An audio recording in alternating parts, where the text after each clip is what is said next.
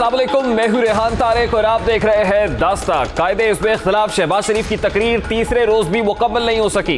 हदफ था कि opposition leader की तकरीर में रुकावट डाली जाए, उन्हें तकरीर करने से रोका जाए जिसे हुकूमत मकाफाते अमल का नाम देती है कि अगर कायदे ऐवान पार्लियामान में आसानी से तकरीर नहीं कर सकते तो कायदे हिज़्ब इख्तिलाफ भला कैसे लबकुशाई कर सकते हैं। यूं कहिए कि आज मुसलसल तीसरे रोज धींगा मुश्ती, हुल्लड़बाजी और दशनाम दराजी के बीच ऑपोजिशन लीडर नाकाबिले शिकस्त इनिंग्स खेलकर पवेलियन वापस लौट गए हैं, क्योंकि ना तो ऑपोजिशन शिकस्त मानने को तैयार है, ना ही हुकूमत सुलह का परचम उठाना चाहती है। सच तो यह है कि इस सारे अमल में शिकस्त किसी और की नहीं बल्कि मेरी, आपकी और 22 करोड़ अवाम शिकस्त खा रही है। वो कैसे, ये आगे चलेंगे, मगर इससे पहले स्पीकर कौमी असम्बली ने बजट इजलास एक बार फिर मुलतवी किया और मुलतवी करते हुए क्या बताया उसकी एक झलक आपके सामने रखता है। ये किसने मारा है? जिसने मारा है इसको हाउस से निकालो। मैं इस हाउस को तब तक नहीं चलाऊंगा जब गवर्नमेंट और अपोजिशन दोनों मिलके करते। मैं कल तक एडजर्न करता हूं इसको। इजलास एडजर्न किया गया है। सवाल यह है कि बजट इजलास का चलना किसके मफाद में था, इजलास का रुकना किसके मफाद में है, बजट इजलास मुलतवी होने से किसे फायदा होगा। सवाल तो यह भी है कि गुज़श्ता 3 रोज की हुल्लड़बाजी से किसे नुकसान हुआ है। इसका जवाब खुद रहनुमा मुस्लिम लीग नून शाहिद खान अब्बासी ने दिया। वो क्या कह रहे थे उसकी एक झलक आपको दिखाता हूं।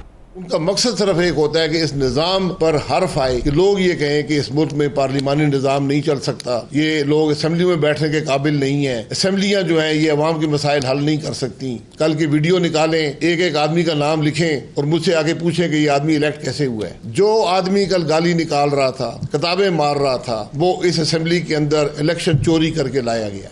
क्या ये सच है कि पार्लिमानी निज़ाम की बिसात लपेटने की बात हो रही है? ऐसा कौन चाह रहा है?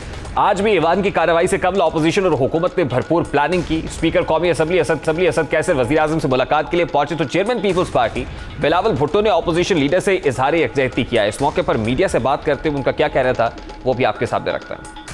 आप इस हाउस के कस्टोडियन हैं, मगर कल इमरान खान नियाजी के हुक्म पर जो यहाँ पर गाली गलोच की गई कि आप बतौर कस्टोडियन ऑफ द हाउस आप इस तूफान बदतमीजी को रोकते जो इमरान खान नियाजी के हुक्म पर हुआ। कायदे हिज़्ब इख्तिलाफ शहबाज शरीफ साहब के साथ इज़हारी यकजहती दिखाने के लिए आज मैं चैम्बर में भी आया था और हमने तफसील पे इससे बात किया कि ये हमें कहीं ना कहीं we have to draw the line in the sand. This is unacceptable behaviour और इंशाल्लाह ताला इस अनएक्सेप्टेबल बिहेवियर के प्लान क्या बनाया जी, इसके मुताबिक ऑपोजिशन मिलके प्लान बना रहे। कल का जो ऑपरेशन हुआ है उसकी बराह रास्त निगरानी वजीर आजम ने की है। सुना यह है कि स्पीकर की तलबी ये हुई है कि जब हमारे वज़रा हुल्लड़बाजी कर रहे थे तो तुमने असेंबली का इजलास एडजर्न क्यों किया।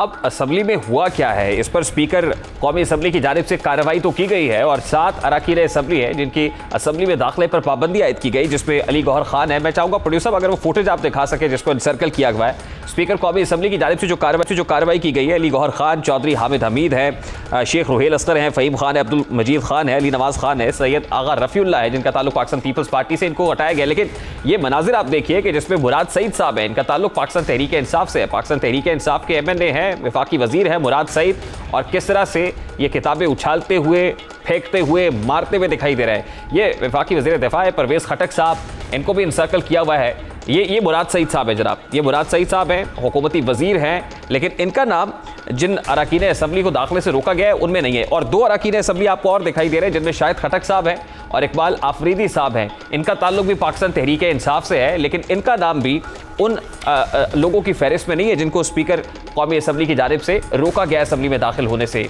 ये मनाजिर आप देख सकते हैं, ये शाहिद खटक साहब हैं, साथ ही इकबाल आफरीदी साहब हैं, ये मुराद सईद साहब हैं, परवेज़ खटक साहब हैं, और भी चंद लोग ऐसे हैं जिनकी जानिब से भरपूर हुल्लड़बाजी की गई है, किताबें उछाली गई हैं, एक दूसरे पर फेंकी गई हैं, लेकिन उनके नाम इस फहरिस्त में नहीं है। और अपोजिशन ये कह रही है कि एकतरफा कार्रवाई हुई है। अब बजट इजलास आज तमाम तर कोशिशों के बावजूद मुकम्मल नहीं हो सका है। बजट की मंजूरी भी ताहाल होती हुई दिखाई नहीं दे रही, लेकिन इसी दौरान पेट्रोल की कीमतों में इजाफा हो गया है। बजट की कॉपियां तो हवा में उछलती रही, लेकिन इसी दौरान आटे की कीमतों में भी इजाफे की तैयारियां कर ली गई हैं।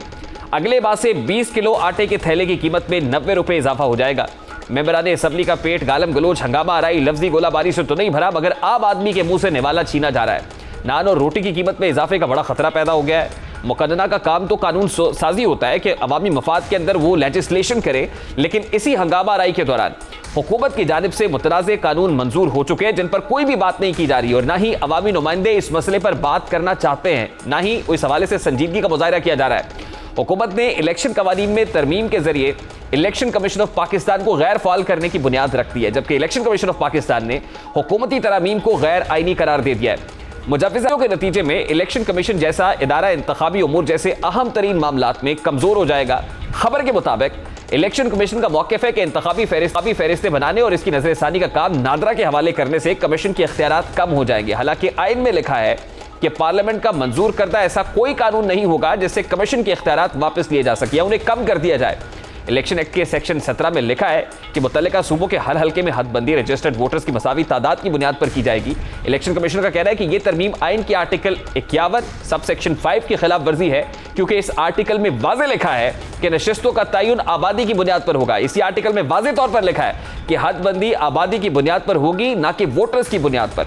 खबर के मुताबिक इलेक्शन कमीशन की राय है कि इस तरमीम के नतीजे में आर्टिकल 51 सेक्शन 5 में भी तरमीम करना पड़ेगी, क्योंकि इस आर्टिकल में वफाकी इकाइयों में नशिस्तों की तकसीम आबादी की बजाय वोटर्स की बुनियाद पर करने की शर्त का तयन किया गया है।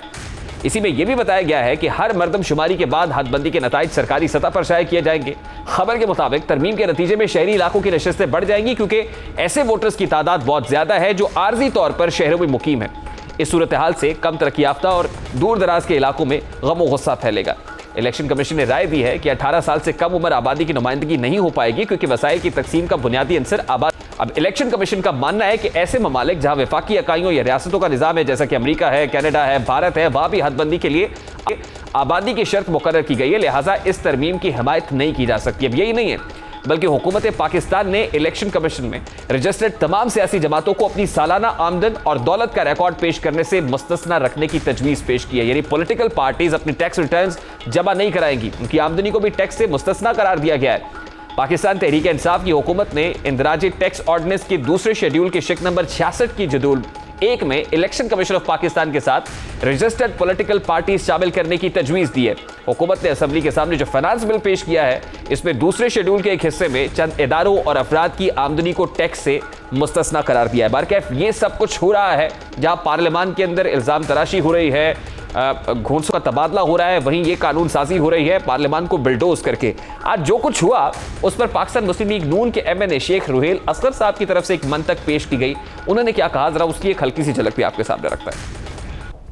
ये आपकी फैमिलीज ने भी, सबकी फैमिलीज ने देखा है कि गालियां देना अच्छा पंजाब का कल्चर, गाली देने को पंजाब के कल्चर से जोड़ दिया कि यार होता है, गुस्से में आके बंदा कर जाता है। अब शेख रुहेल असगर साहब का ताल्लुक पंजाब के दारुल हुकूमत लाहौर से है, पंजाब के दिल लाहौर से, और वो कह रहे हैं कि गाली देना पंजाब का कल्चर है। अब गाली देना पंजाब का कल्चर है, क्या हो सकता है जो बात शेख रुहेल असगर साहब कर रहे हैं, इस पर बात करेंगे प्रोग्राम के अगले हिस्से में चलकर। लेकिन अभी पाकिस्तान तहरीक इंसाफ की रहनुमा अंदलीब अब्बास साहिबा ने भी ज्वाइन किया है।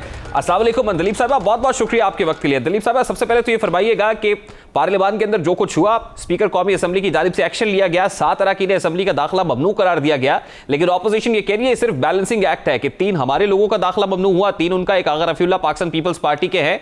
क्या वाकई बैलेंसिंग एक्ट है? क्योंकि मुराद सईद साहब भी ये कुछ कर रहे थे, परवेज खटक साहब भी देखे गए, इसके अलावा शाहिद खटक साहब है, इकबाल आफरीदी साहब है, उनका नाम तो इस लिस्ट के अंदर, इस फहरिस्त में नहीं है जिनके खिलाफ कार्रवाई हुई है। शुक्रिया जी, बहुत ही अफसोसनाक ये सारा किस्सा है, और कल भी और आज भी। और आज क्या हुआ, कहा गया कि जी आप 6 नाम दें, 6 नाम हम दें, और ये कमेटी बैठ के फैसला करे कि जी हमने आगे कैसे बढ़ना है।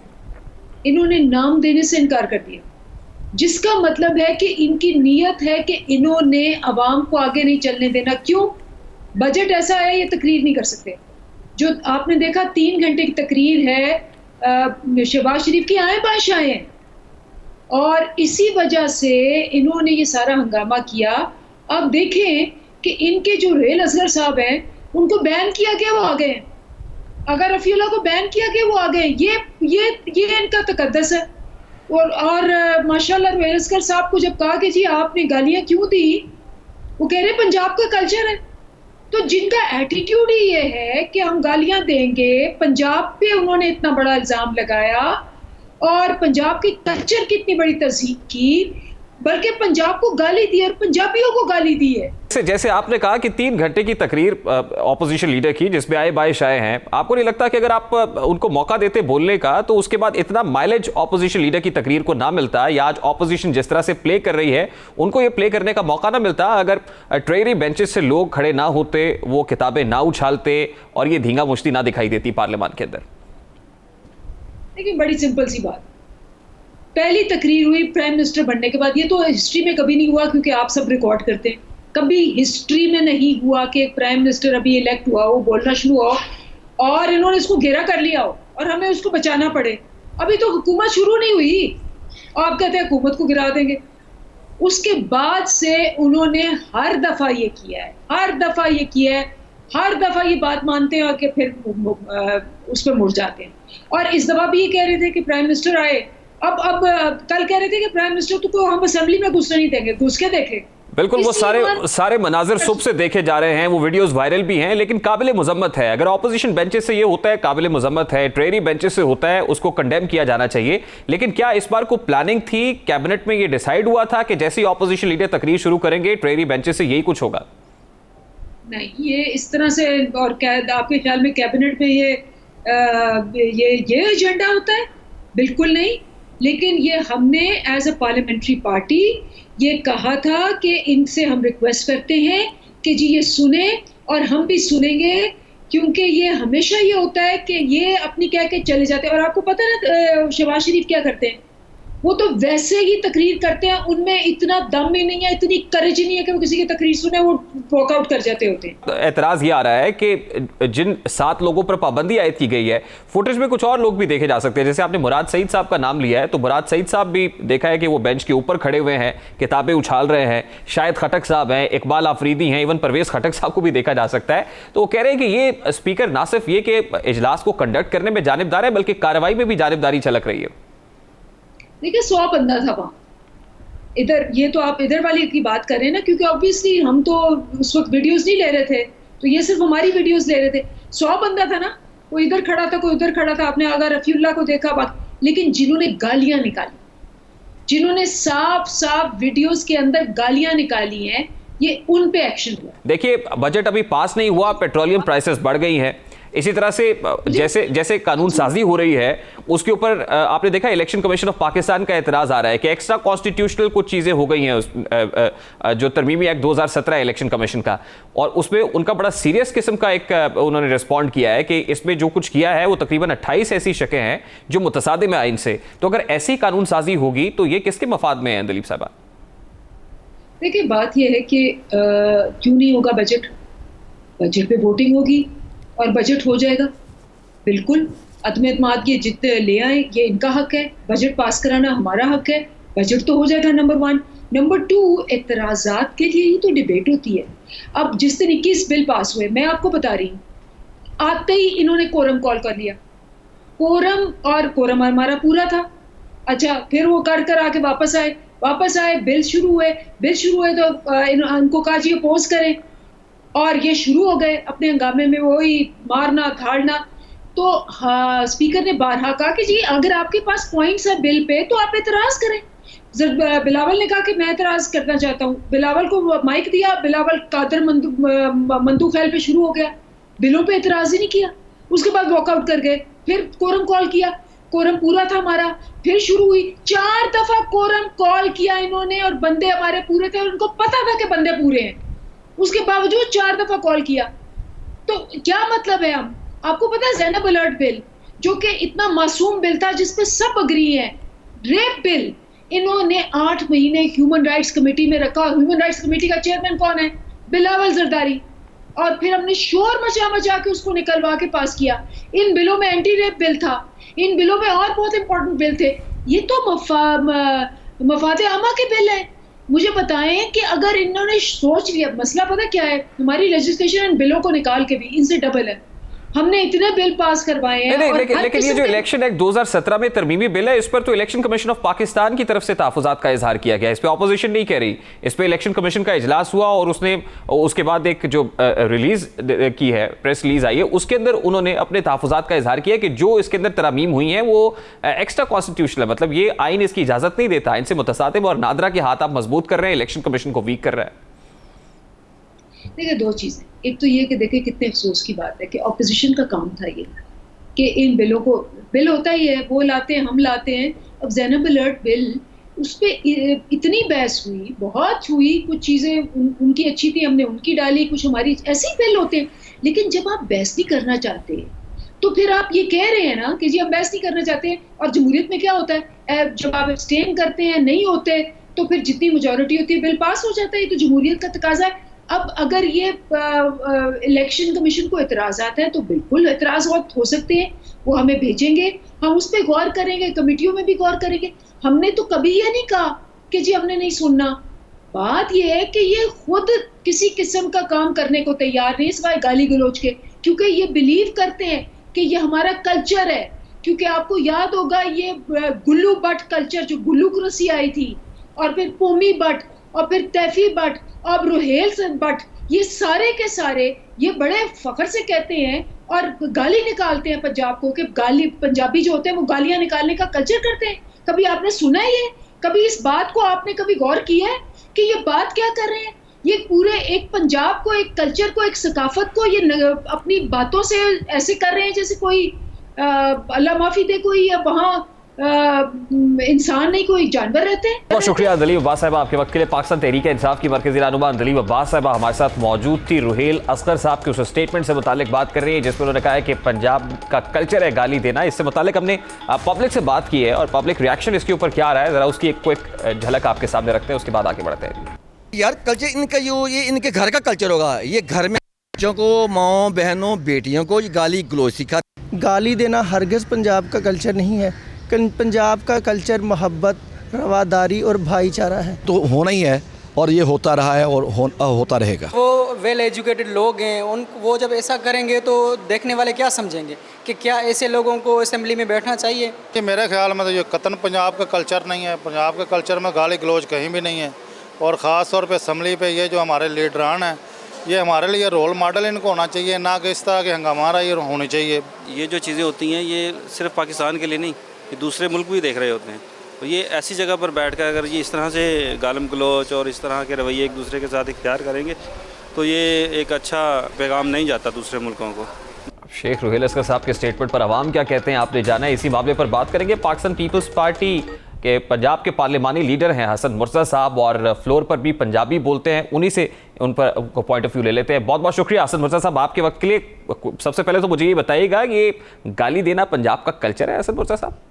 बहुत शुक्रिया जी। देखें, सबसे पहले तो मैं कौमी असम्बली के अंदर होने वाले वाक़े की पुरज़ोर मज़म्मत करता हूँ और मैं ये समझता हूँ कि ये उसके तकद्दुस पे हमला है और पार्लियामेंट की जो सुपरमेसी की बात पीपल्स पार्टी करती है ये बिल्कुल उसके बरक्स हुआ है और पाकिस्तान पीपल्स पार्टी उस पर मज़म्मत भी करती है और नाराज़गी का और बरहमी का इजहार भी करती है। बाकी जहाँ तक ताल्लुक़ रुहेल असगर साहब का है, मैं उनका बड़ा एहतराम करता हूँ। वो एक बड़े ही हमारे सीनियर और सीजन पॉलिटिशियन हैं और बड़े ही काबिल एहतराम है। लेकिन मैं माजरत के साथ ये कहूँगा कि पंजाबी का कल्चर और पंजाब के कल्चर को कहना कि वो उसमें गाली जो है वो जायज़ है, ये भी पंजाब के कल्चर पर हमला है।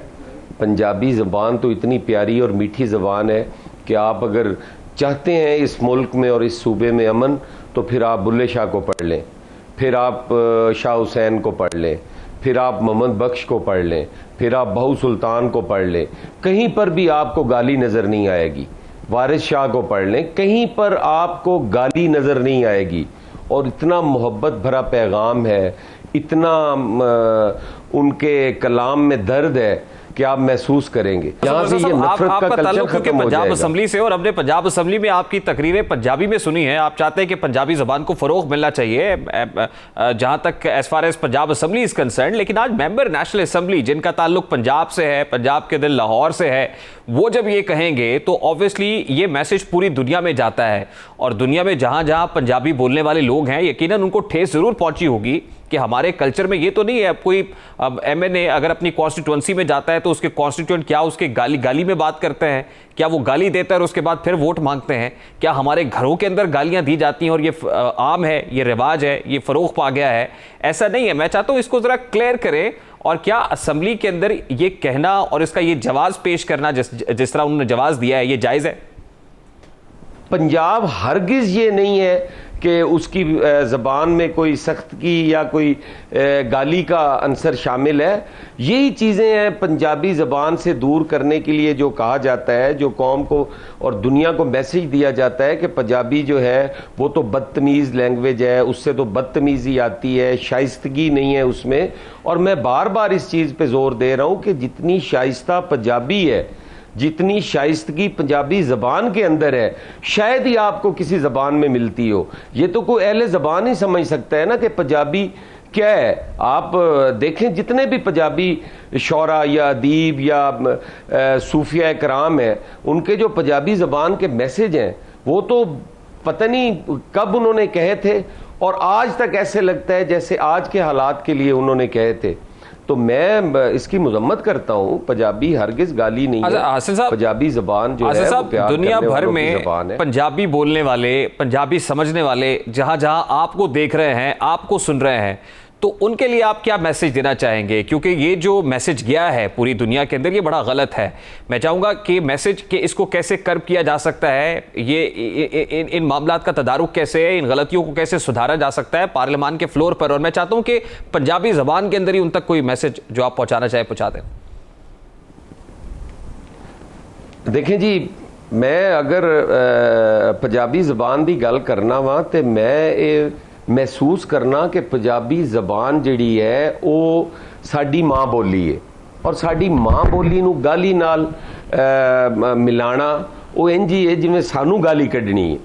और मैं पूरी दुनिया के पंजाबियों नूं ये रिक्वेस्ट करांगा, खा वो अमेरिका च ने, कैनेडा च ने, यूके च ने, यूरोप च ने, मैं उन्होंने कहांगा कि अपनी माँ बोली नाल प्यार करो।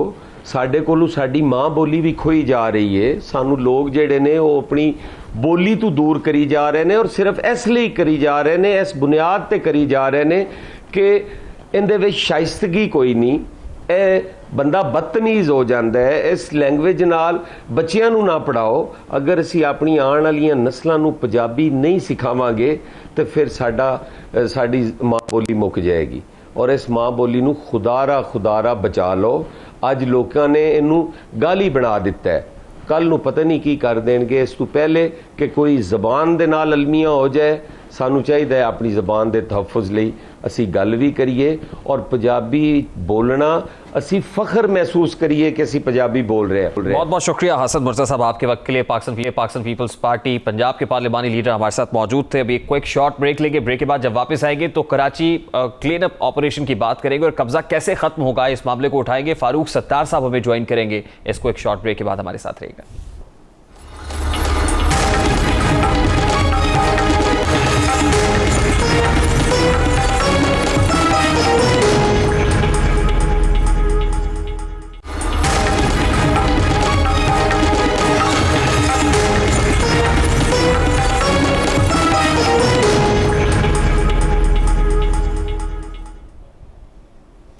Welcome back. आज सुप्रीम कोर्ट ऑफ पाकिस्तान ने कराची के पुरतायुश अपार्टमेंट्स नस्ला टावर को गैर कानूनी करार देते हुए फौरी गिराने का हुक्म दे दिया है। सुप्रीम कोर्ट कराची रजिस्ट्री में chief justice of Pakistan justice Gulzar Ahmed की सरबराही में 3 रुकनी बेंच के रूबरू नस्ला टावर बिल्डर्स के वकील की मुतफर्रिक दरखास्त की समाअत हुई। जस्टिस एजाजुल हसन ने रिमार्क्स दिए कि केएमसी रिपोर्ट में कुछ एरिया गैर कानूनी इस्तेमाल होने की निशानदेही हुई है। सर्विस रोड को इमारत का हिस्सा बनाया गया। चीफ जस्टिस ने रिमार्क्स दिए कि न सिर्फ सर्विस रोड बल्कि शाराए फैसल भी इमारत का हिस्सा है। आपका मंसूबा फुटपाथ से जाकर मिलता है, बताए शाराए कायदीन का सर्विस रोड कहां गया। शाराए कायदीन से सर्विस रोड शाराए फैसल तक जाता है। चीफ जस्टिस ने इस्तफसार किया, नस्ला टावर का ओरिजिनल प्लान कहां है? जस्टिस एजाजुल एहसन ने कहा, तस्वीर देखें, नस्ला टावर सर्विस रोड से मिला हुआ है। दौरान समाअत दरखास्त गुजारों के वकील सलाउद्दीन अहमद ने मौके अपनाया कि केएमसी ने सिंधी मुस्लिम सोसाइटी को जमीन दी, सिंधी मुस्लिम सोसाइटी से बिल्डर्स ने जमीन खरीदी। अदालत ने रिमार्क्स दिए कि सिंधी मुस्लिम ने अगर आपको सर्विस रोड भी बेचा तो वो कानूनी नहीं होगा। जस्टिस एजाजुल एहसन ने रिमार्क्स में कहा कि आपने 341 स्क्वायर यार्ड पर कब्जा किया, सिंधी मुस्लिम के पास तो ये टाइटल ही नहीं है, उन्होंने ये कैसे दे दिया? चीफ जस्टिस ने रिमार्क्स दिए कि फ्रंटमैन कौन है, इन सब के पीछे कौन है? कराची में सारी चाइना कटिंग इसी तरह हो रही है, जमीन कुछ होती है, कब्जा इससे ज्यादा कर लिया जाता है। सुप्रीम कोर्ट ने हुक्म सादिर किया है कि इमारत गैर कानूनी है जो तौर पर गिराई जाए। इस तमाम तर मामले पर बात करेंगे। इस वक्त बानी रहनुमा एमकेएम पाकिस्तान फारूक सत्तार साहब हमारे साथ मौजूद हैं। अस्सलाम वालेकुम फारूक सत्तार साहब, बहुत बहुत शुक्रिया आपके वक्त के लिए। सर, सबसे पहले तो ये फरमाइएगा कि वो कराची का अलादीन पार्क हो, वो नस्ला टावर हो, वो तजावुजात हो, इनको गिराने का हुक्म बार बार सुप्रीम कोर्ट ऑफ पाकिस्तान की जानिब से होता है, कोर्ट को इंटरवीन करना पड़ता है, इदारे कहाँ हैं फारूक सत्तार साहब? मैं समझता हूं कि अगर इदारे हैं ही नहीं या उनकी कोई अमलदारी नहीं है और सारे इदारे मिलकर इतने बड़े बड़े गैर कानूनी काम कर रहे हैं और इसलिए सुप्रीम कोर्ट कहीं बीच में आ रही है, तो मैं सुप्रीम कोर्ट का जो तासुर है मौजूदा सूरत हाल पर, और जहां उसने 2-3 इस तरह के बड़े मंसूबों या किसी पार्क या किसी ऐसी तामीरात के खिलाफ इस तरह का एक बड़ा हुक्म दे दिया, तो देखिए मेरे इसमें तहफ़्फ़ुज़ात होंगे, क्योंकि इसमें एक तो इदारों की कहीं सरजनिश नहीं हो रही है, उनकी कोई पूछ-गुछ नहीं हो रही है, और जो थर्ड पार्टी इंटरेस्ट और एक आम आदमी, अगर ये 12-13 मंजिला इमारत नस्ला टावर होगा, इसमें 340 गज तजावुज करके बनाया होगा, सर्विस रोड या फुटपाथ को भी प्रोजेक्ट का हिस्सा बना लिया गया होगा। मैं इसकी उस मेरिट पर बात नहीं कर रहा हूं, लेकिन अगर कोई रेगुलेट नहीं कर रहा, कोई आंखें बंद कर रहा है, सरफे नजर कर रहा है और इस तरह की तामीरात की इजाजत भी दे रहा है, और कोई बिल्डर है जो किसी की चशम पोशी का फायदा उठाकर और सबके कहीं ना कहीं मफादात अगर मिल भी रहे हैं, तो मेरा जो सबसे बड़ा सवाल है कि जो यहाँ रहने वाले लोग जो मुतवसत तबके के हैं या थोड़ा सा शायद अपर मिडिल क्लास भी हों, और करोड़ों के अपार्टमेंट होंगे इस टावर में यकीनन नहीं, लेकिन फारूक सत्तार साहब, इस तरह से इसको लेजिटिमाइज तो नहीं किया जा सकता। देखें, ये कोई ओवरनाइट तो नहीं हुआ, आप भी कराची के मेयर रहे हैं, करता धरता रहे हैं, आप देखिए over the period of time जो कुछ हुआ है सर, क्या ये बिल्डर्स इसी तरह कॉमनर आम आदमी की आड़ में इसी तरह कंस्ट्रक्शन करते रहेंगे, चाइना कटिंग होती रहेगी, कराची में माफियाज जो है वो फलते फूलते रहेंगे? किसी ने तो इब्तिदा करनी है ना सर। मेरे ख्याल में हम या कम से कम मेरी वो आवाजें और चंद और लोग हों जो गुज़िश्ता 13 सालों से खास तौर पर जो कुछ कराची में हो रहा है, और उसमें सारी सियासी जमातें कहीं ना कहीं उसके लोग शामिल होंगे, मैं इससे भी इनकार नहीं कर रहा हूं, लेकिन ये मजमूई तौर पर जो पैटर्न है, मैं तो आपके इस प्रोग्राम के तवज्जुह से मुझे मौका मिला है, तो chief justice supreme court of Pakistan इंतहाई बसत एहतराम गुलजार अहमद शेख साहब की तवज्जो इस बात की तरफ मबजूल कराऊंगा। देखें, अगर आधा तीतर आधा बटेर होगा, अगर पाकिस्तान में और फिर कराची जैसे एक कौमी कॉस्मोपॉलिटन मेट्रोपॉलिटन दुनिया के 7वें बड़े शहर में कोई ओनरशिप नहीं होगी सिटी की, कोई, यानी देखिए जो कहते हैं ना कि authority and responsibility go together, without authority responsibility is not for an effective government. आप किसी एक को जिम्मेदार भी तो ठहराएंगे, कोई एक जो है वो उसके ऊपर ये जिम्मेदारी तो डालेंगे नहीं, लेकिन फारूक साहब कोई ओनरशिप लेने को तैयार नहीं है ना सर, कोई रिस्पॉन्सिबिलिटी लेने को तैयार नहीं है, तो फिर सुप्रीम कोर्ट को तो रिस्पॉन्सिबिलिटी लेनी पड़ेगी ना सर। नहीं, सुप्रीम कोर्ट ने तो सिर्फ तोड़ने की रिस्पॉन्सिबिलिटी ली, लेकिन आगे इस बात की कोई जमानत। और देखिए ना, मेरा कहना यह है कि शहर का एक मेयर होता है, शहर का कोई खुद मुख्तार मौसर बावसीला बल्दियाती निजाम होता है, और अब मैं सुप्रीम कोर्ट से मेरा सादा सा सवाल सर, मेरा सादा सा सवाल है सर, आप मेरी पूरी बात सुने। नहीं, देखें, मेरी पूरी बात सुने कि आप मुझे प्रोवोक कर रहे हैं, मैं प्रोवोक होऊंगा आज, और मैं कहूंगा कि सुप्रीम कोर्ट के पास एक मेरी पिटीशन है 140A की, जो ये हुकूमत सिंध और बल्दिया उस्मा कराची या शहर कराची और इसी तरह शायद पूरे पाकिस्तान की बल्दियात जो अपने अपने सूबों में बेइख्तियार हैं, गैर मौसर हैं, बेवसीला हैं, 2016 से एक आर्टिकल 140A की इंटरप्रिटेशन की पिटीशन मैंने डाली हुई है। तो देखिए फारूक साहब बिल्कुल दुरुस्त फरमा रहे हैं, इसमें कोई दो राय नहीं है कि आर्टिकल 140A जो है रीइंफोर्स होना चाहिए, बल्दियाती हुकूमतें, बल्दियाती निजाम फिर से मजबूत होना चाहिए। लेकिन मेरा सवाल बड़ा सादा सा है सर, देखिए कराची के मेयर्स की मौजूदगी में उनकी नाक के नीचे ये गैर कानूनी इमारत बनी है, ये तजावुजात कायम हुई हैं। सवाल देखिए, मैं कौन सा तजावुजात का हामी रहा हूं? मैं एक मिडिल क्लास आदमी हूं। नैब का अल्हम्दुलिल्लाह कोई केस मुझ पर नहीं है। मेरे जमाने में इस तरह कोई ऐसी इजाजत नहीं दी गई। इसीलिए तो कहता हूं कंटिन्यूटी कहां है। बिल्डिंग कंट्रोल जब मैं मेयर था मेरे अंडर में था, उसके बाद हुकूमत सिंध ने ले लिया, फिर मुसलसल हुकूमत सिंध के पास है। मुस्तफा कमाल के नहीं, अच्छा मुझे लास्टली मुझे बताएं, जिस वक्त आप मेयर थे तो इसके तदारुक के लिए आपने क्या किया? मैं तो श्योर कर रहा हूं, आर्टिकल 140A की पिटीशन डाली है और मैं कह रहा हूं कि ये जब तक आर्टिकल 140A की पिटीशन का कजिया हल नहीं होगा, रिस्पॉन्सिबिलिटी फिक्स नहीं होगी कि एमसी के अंदर माफिया, चाहे वो मेयर के साथ मिला हुआ, मेयर की अपनी पार्टी के अंदर का माफिया हो, चाहे वजीर आला और उसकी पार्टी के अंदर का माफिया, ये सब माफिया मुख्तलिफ जमातों के बेनिफिट करेंगे, जो लैंड माफिया की शक्ल में भी बेनिफिट करेंगे, बिल्डर माफिया की शक्ल में भी बेनिफिट करेंगे। और फारूक सत्तार साहब लास्टली सर मुझे ब्रेक पर जाना है। मुझे बताइए सर कि अगर मेयर्स भी इस निजाम का हिस्सा बन चुके हों, माजी में ये देखा गया है जमातें इनका हिस्सा बन के माफियाज का काम करती रही हों, तो फिर आपको रिस्पॉन्सिबल किसको कहेंगे? फिर आप ये कह सकेंगे कि आर्टिकल 140A ही इसका सोल्यूशन है? देखिए, आर्टिकल 140A के फिर एक के ऊपर रिस्पॉन्सिबिलिटी आनी चाहिए, एक इदारे पर या जो जमात शहर के नज्म और नस्क को चला रही है। ये बुनियादी बातें। देखिए, building control, housing and town planning, master plan, water, sewerage, ये सारे वो फंक्शंस हैं जो कि और सॉलिड वेस्ट मैनेजमेंट, कचरा उठाने का, ये सारा ये सूबाई हुकूमत ने 2013 से इसको जो है वो गैर आईनी तौर पर सल्व कर लिया है। बिल्कुल ठीक है फारूक सत्तार साहब, I have to take a break sir. I have to take a break sir. Thank you very much for your time.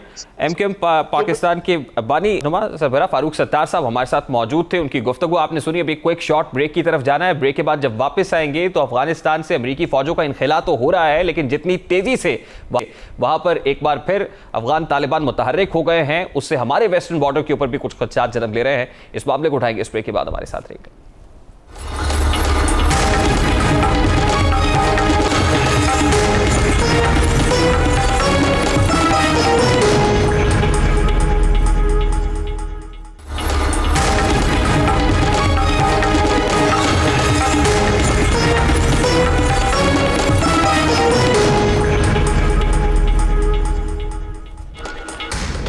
Welcome back. Afghanistan से अमरीकी अफवाज के इनखिला के दौरान ही मुल्क में खाना जंगी के खदशात सर उठा रहे हैं। अफगान हुकूमत तालिबान को इक़्तिदार में शरीक करने से गुरेजा है, जबकि तालिबान ताकत के जोर पर अफगानिस्तान पर कब्जा हासिल करना चाह रहे हैं।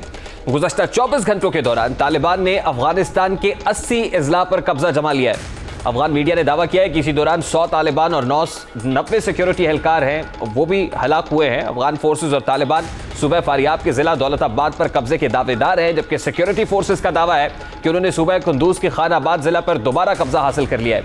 फारियाब का जिला दौलताबाद इस वक्त जंग का मरकज बना हुआ है, जहां अफगान फोर्सेज की बख्तरबंद गाड़ियां तबाह कर दी गई हैं। कुंदूज के जिला ओबा में सिक्योरिटी फोर्सेज के मुतादिद एहलकार तालिबान के मुहासरे में हैं। इसी तरह सूबा गजनी में तालिबान ने अफगान सिक्योरिटी फोर्सेज के ज़ेरे इस्तेमाल हेलीकॉप्टर मार गिराने का दावा भी किया है। अफगान सूबा सरपल के इजला गोसफंदी और सांचार के मराकज़ का कंट्रोल तालिबान ने संभाल लिया है, जबकि सूबा मैदान वर्दिक के जिला सईदाबाद में तालिबान ने सिक्योरिटी फोर्सेज के मोर्चों पर कब्जा जमा लिया है। यही नहीं है, बल्कि तालिबान ने सूबा हेरात के जिला कोहिस्तान का कंट्रोल भी अपने पास रख लिया है। अफगान सूबा फरा के इजला जो अनारदार है और इसी तरह से पोस्ट रोड में सिक्योरिटी फोर्सेस के दर्जनों अफराद हलाक होने की भी इत्तलात मिल रही है, जबकि मकामी सहाफ़ियों के मुताबिक तालिबान ने अफगान 50 फौजियों को यरगमाल बनाया हुआ है। अफगान फोर्सेस और तालिबान के दरमियान होने वाली इस जंग के दौरान अफगानिस्तान में औरतों, बच्चों और बुजुर्ग अफराद के जानों के लिए एक बड़ा खतरा पैदा हो गया है।